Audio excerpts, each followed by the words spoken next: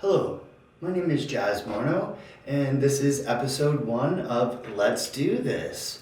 The idea of this video podcast is to help people regain their health. Um, I run a company called Jazz Fit, and we have 3 aspects that I look at: mindset, food for fuel, as well as how are you being active. So today is going to mostly focus on mindset, and we're going to do a little bit of imagery work and meditation near the end. So a little bit about me. I'm born and raised in Windsor, Ontario. Most of my 20s I spent living in Toronto in the film industry, and had a lot of fun doing that, doing producing, directing, stand-up comedy, sketch comedy. After hours in my apartment. I lived it up a little bit, and it was a lot of fun. But at 27, I was diagnosed with type 1 diabetes, which really changed a lot in my life, because I had to start taking care of my health. I was very reckless, eating crap food, lots of pizza, lots of pasta, drinking a lot, partying a lot, not getting a lot of sleep. There was a span where, because I was working about 110 hours a week, that I might have been sleeping 2 to 4 hours a week. But I did enjoy everything that I did. I gained a lot of experience and had a lot of fun. So in this process of regaining my health, I started changing things in my diet. I started getting rid of gluten because that was kind of bugging me. I've always had on and off issues with with dairy, as well as just eating a lot of meat and not a lot of vegetables. So what I started to do was eat a bit more cleaner and having designated times to eat. I would say the first 2 years after the diagnosis were some of the roughest times, because I went from being in high demand in the theater world, doing a lot of lighting hangs and load-ins for productions, to not being called at all because I started becoming a liability. My levels would go really high and then really low. So because of that, there was a lot of downtime that I couldn't really work. And in that, I ended up moving to Ottawa, which didn't work out as well. And then one of the greatest experiences happened. I went on the road, doing the Fringe Festival circuit, performing an aerial silk clown show about relationships and the cycle and how the dynamics have changed. The person that I did the show with was Azana, is her name, and she kind of started giving me the foundation of eating vegetarian and eating vegan. So I started eating like that and starting to feel the difference. While I was doing the silks, I was probably in the best shape of my life. For the first time, I actually had a 6-pack, which I thought was kind of cool. And it was just being on the road and traveling and performing was just one of the best experiences. It's hard to explain, but I had such an amazing time, and helped me grow and start to really look at the inner work that I needed to do in order to let go of some of my past negative habits. So I started not drinking as much, partying as much.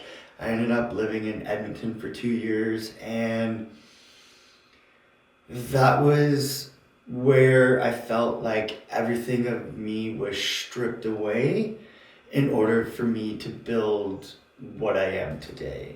And I feel, in hindsight, in this moment, I'm grateful for the Edmonton experience, but sometimes going through it itself was very harsh and draining and difficult. But I knew there was a reason for that, and was able to get past that. So in this process, I ended up going back to school for fitness and health promotion, where I started doing personal training and really started like I was helping people. The reason why I felt this was a calling is that using social media, posting, my transformation. So people started asking me like, "Oh, what are you doing to to get the way you are?" And so I started giving them the advice, and they started taking it up. And this is where I really started feeling that calling. So luckily enough, I went through the government program of Second Careers, which helped fund me living and going to school and paying for the school. Uh, it was a really good experience, especially my teacher, who really used a lot of holistic aspects for training people. And this is where I was like, okay, I'm in the right spot, I'm on the right path. And after I graduated, it was a year program, I ended up coming back to Windsor, my hometown, because at the time my father was really starting to get sick. So this is around 2016, where he was kind of like on his last legs, and in April of 2017 he passed away. He was an uncontrolled type 2 diabetic, which means he had the philosophy of, if I take a little more insulin or metformin, then I can have that extra piece of cheesecake, which isn't the most healthiest way to look at it, but I mean, it is what it is, and that was his journey, and I don't judge him for it, but I definitely use that as a guide to not allow myself to go down that same road. I really strive to take care of my health. I've been eating for about 3.5 years, 4 years now. I've actually been eating pretty much a vegan diet. Like occasionally I'll eat meat, but I really try not to. And butter was probably like the thing that was hardest to give up, but I finally have, and I've been about 6, 7 months clean of that. So yeah, like pretty much eating vegan, and I feel the difference. Now, I don't want you to think that, okay, I'm going to preach and be like, oh, you should do, you should really change. It is what it is. If you enjoy meat or dairy, that's cool. You do you. I'm just talking about my own experiences and what feels good for me. And if you choose to try and switch up your diet, so be it. Maybe one suggestion that I would make is try and incorporate some more vegetables if you're not eating enough vegetables. And the other thing is eating your heaviest meal, either your breakfast, so your first meal of the day, or lunch, your second meal. Ideally, you want dinner to be a little bit lighter so that when you go to bed, especially the more time that you give from after you're eating to go to bed, the more the body has a chance to digest it in order to fully get the nutrition aspects that you're looking for from that food. But I digress. That's for the next episode. I really want to focus on mindset because I think that is the foundation for anything, like mental health or health, holistic health in general. That was the big game changer. The biggest thing that I started with was if I felt negative, I'd quickly change in, oh, what's something that I'm grateful for? What's something that I appreciate? Trying to quickly change that mentality. I mean, it took years, but I definitely feel I'm in a place right now where I don't have those negative thoughts nearly as much. And if I do, I have a lot more effective skill set in order to change and get out of that mindset to higher my frequency or vibration. So I kind of want to I started looking on the internet to kind of get an idea of what are definitions of mindset. And something that it kind of came up was a mindset refers to whether you believe qualities such as intelligence and talent or are fixed or changeable traits. There are two different types of mindsets. People with a fixed mind believe that qualities are inborn, fixed, and unchangeable. Those with growth mindset, on the other hand, believe that these abilities can be developed and strengthened by way of commitment and hard work. Now, I definitely resonate with the second one, the whole growth mindset. I think that there is the possibility that you have that natural trait, but at the same time, you definitely need to develop them and nurture them. I think the one thing that we're not taught in schools is the idea of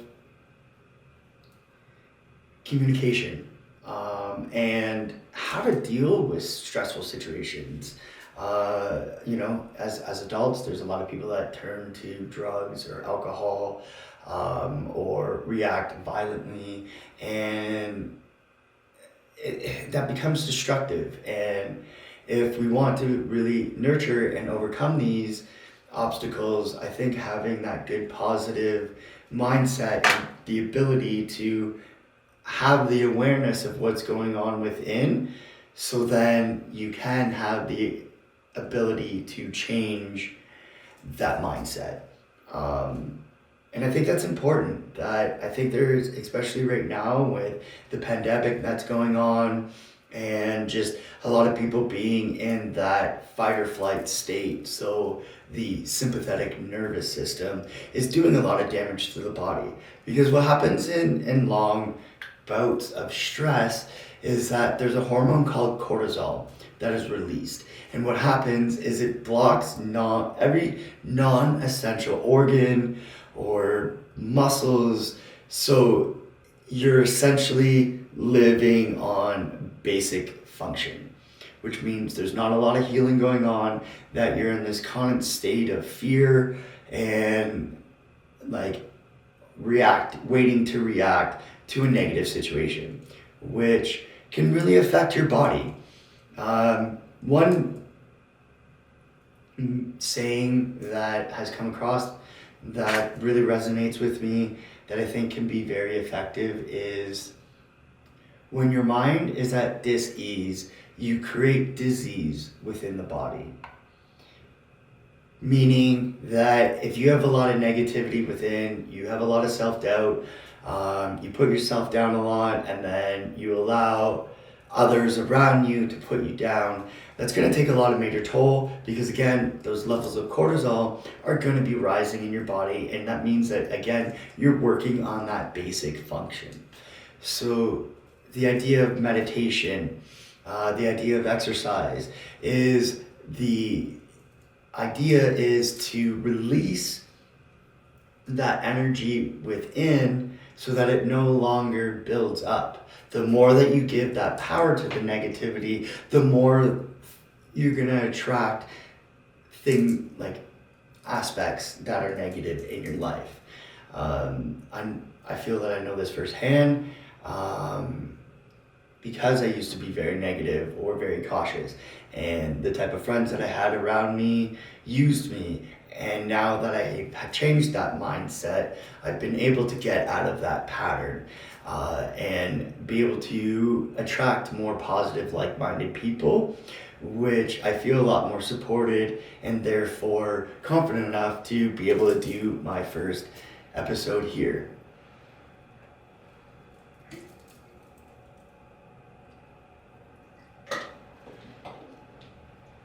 So one thing that I've incorporated into my practice is the idea of imagery.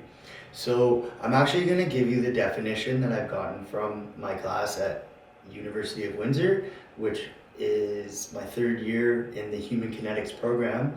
And the class that I'm taking is Imagery Effects on Performance, which I find is an amazing class and very helpful to be able to help with my clients and ensure those positive coping mechanisms within to deal with those stressful moments. So, imagery, an experience that mimics real experiences. We can be aware of seeing an image, feeling movements as an image, or experiencing an image of smell, taste, or sound without actually experiencing the real thing. It differs from a dream in that we are awake and conscious when we form an image. Now, this is based on White and Hardy, who are two authors that came up with this definition within sports psychology. I feel imagery can really help you develop that core strength of healthy mindset. Being able to vision best outcomes, seeing yourself doing it, and the more that you involve yourself in that, allowing all the senses, the more effective that this is going to be. So I kind of want to do a little meditation with you, and that's kind of how we'll end this podcast, is with that.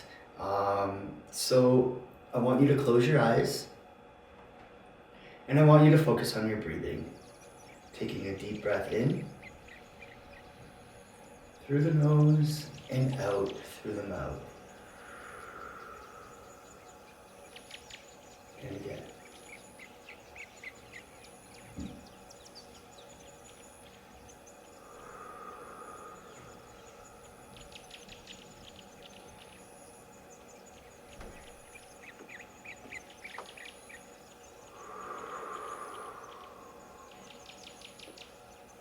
The deeper that you have your breathing, the more helpful it is to be able to get really in that zone.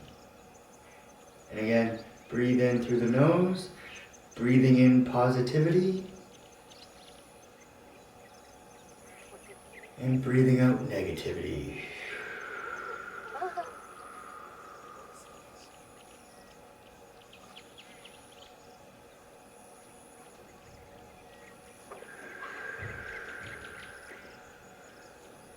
Allow your mind to be blank. If there's a thought that comes up, be aware, acknowledge, and let go.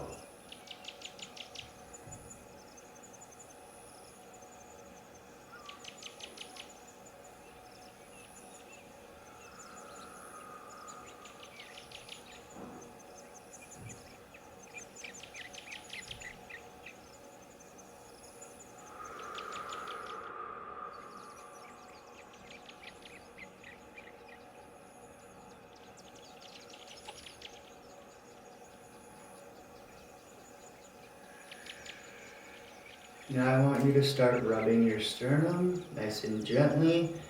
The idea behind this is that you're getting the heart activated with energy to help really get deep within this meditation.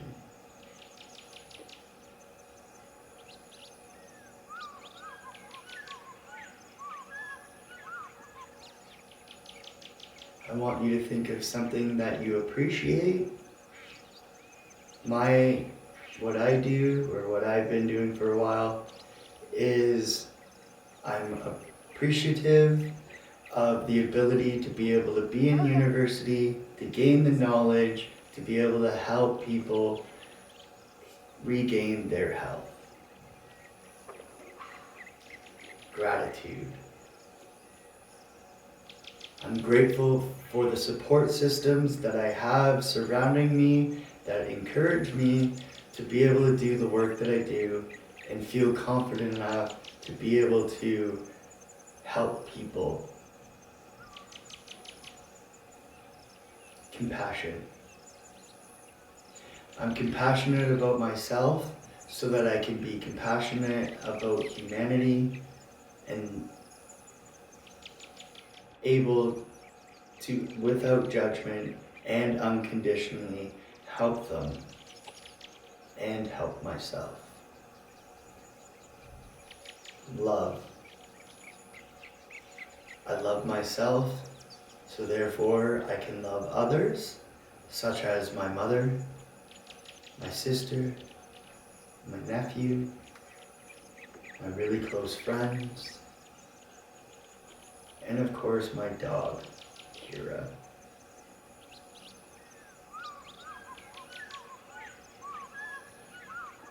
You can stop rubbing your sternum now.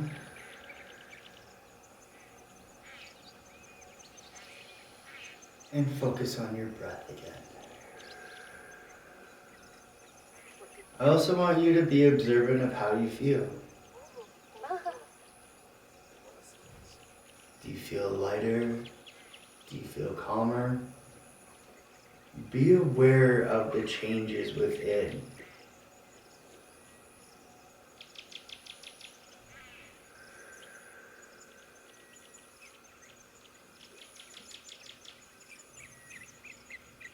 Now I want you to imagine a place where you feel calm and relaxed. This is where we're getting into some imagery work. So the more that you use your senses, the more effective that this can be.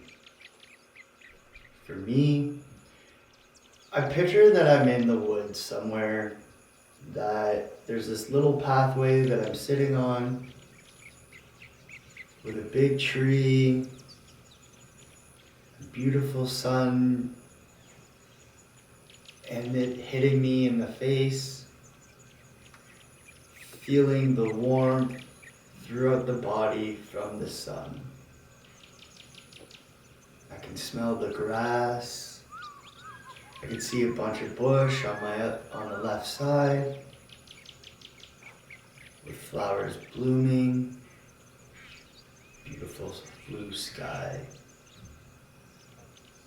Again, this is my happy place. Everyone is going to be different. I just wanted to give an example so you have an idea of what you're looking for in this practice.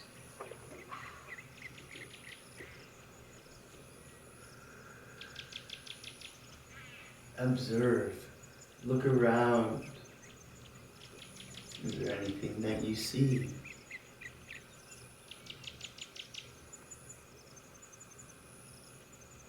Fully embrace where you are and the feeling that you get from it.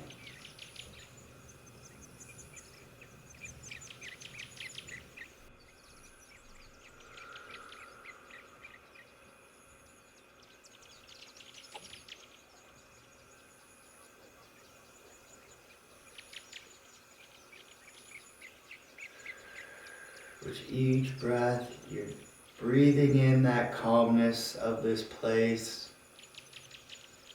And when you exhale, you're releasing any stress, frustration, anger, and you're letting it go so that you can fully connect within this moment in the space that you're in.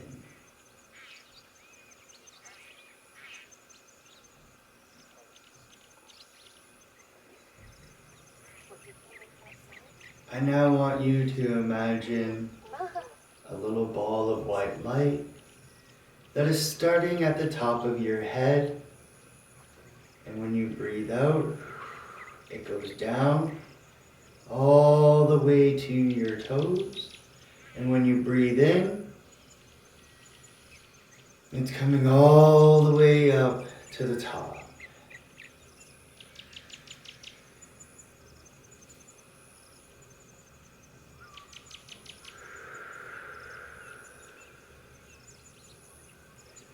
Which each cycle of breath, you are feeling calmer, connected to the universe, and allow that light to fill you up within releasing any of the dark light or dark energy that is in you, and allow yourself to be filled with this light.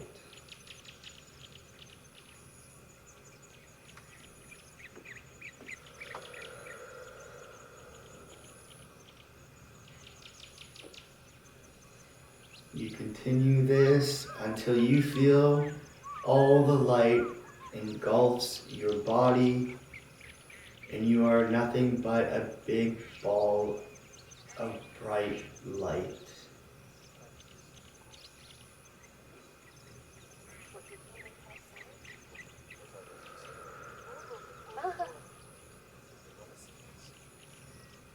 Once you feel that, begin to form that light around your body and think of it as energy that is coming in to give you for the day, as well as protection from any negative